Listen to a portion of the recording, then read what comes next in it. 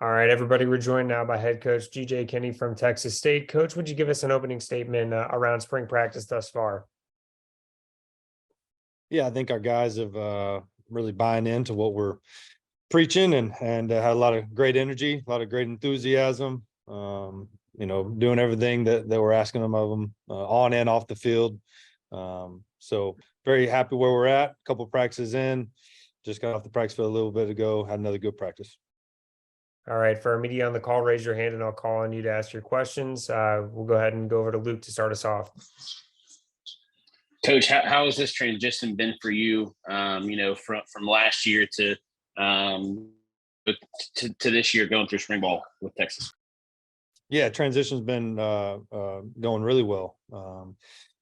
The hardest part was probably the move, even though it was about an hour down the road. We decided to move on National Signing Day when it was cold outside. It was like the only time it's ever freezing around here. I don't know. It was freezing cold and rain and pretty miserable. But besides that, everything's been going great.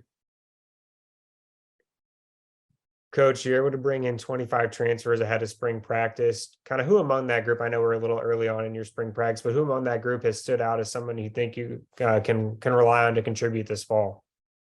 Oh man, yeah, that's probably tough this early on, but that corner group, Caleb Ford Dement, Josh Eaton kind of stand out among the guys. AJ Edwards, it's already been here. Chris Mills, it's already been here. Those guys have kind of stood out to me. Drew Donnelly at the receiver position provides, great speed and athleticism, something that we look for in our receivers. Kind of guy that can take the top off. Malik Hornsby, he's done a really good job of buying in and asking and doing what we ask of him, and he's been a very pleasant surprise. Just these first couple practices and doing everything right on and off the field that we ask our quarterbacks to do. Obviously, all of the offensive linemen that we brought in from UIW, we know those guys. We knew exactly who they were. So there was great comfort in that, because it's always tough in the portal world when you bring guys in. You can see them on film and you can get references from their high school coaches and sometimes college coaches, but you never really know till you get them in the building. We already knew exactly who they were, and so that was. They've continued, their progression, and some of those guys are young guys, so they've grown this spring and as well. So I'm sure I'm leaving some guys out. Dan Foster, linebacker, that's came over from Marshall, that's done a tremendous job for us. Another guy on and off the field that's kind of handled his business the way we want to, and so yeah. All right, let's go over to Noah. Coach, really no secret that there's been a lot of excitement around this program this offseason since you got the job. Obviously, some greater alumni support. Sam mentioned the transfer portal. You bring a guy like Malik Hornsby in. What have you seen from him early on, and what do you feel like his ceiling is in this offense, this high-powered offense that you want to run is? Yeah, he's really fast. I can tell you that. He is very fast. You saw that on film. He's probably one of the fastest guys, if not fastest guys on our team.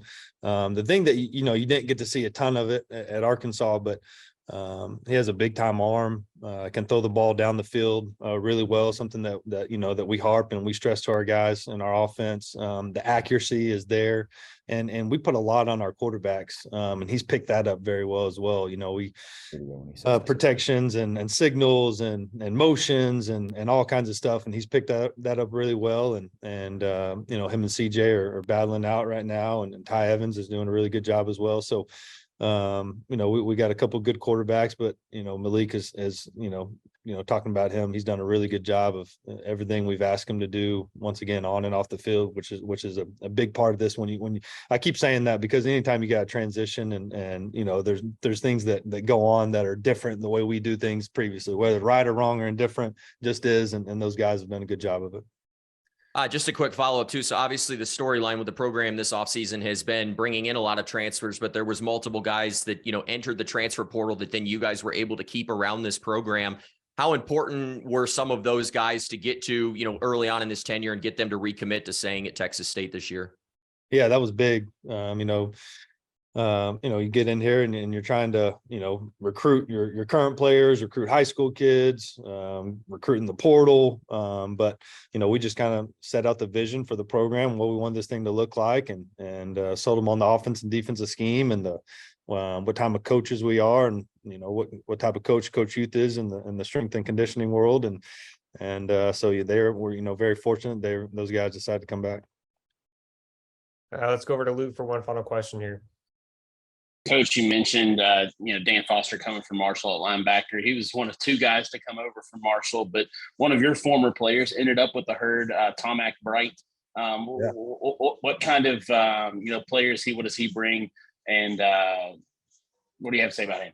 Yeah, Shadid's done a really good job as well. I should have mentioned him earlier at the receiver position we brought over. He's done a great job. Ta is a tremendous person. He played a lot of snaps for us last year. Great kid.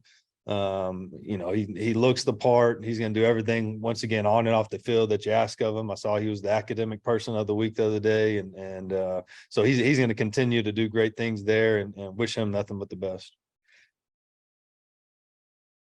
Thanks, Coach Kinne. We appreciate the time today. Yep.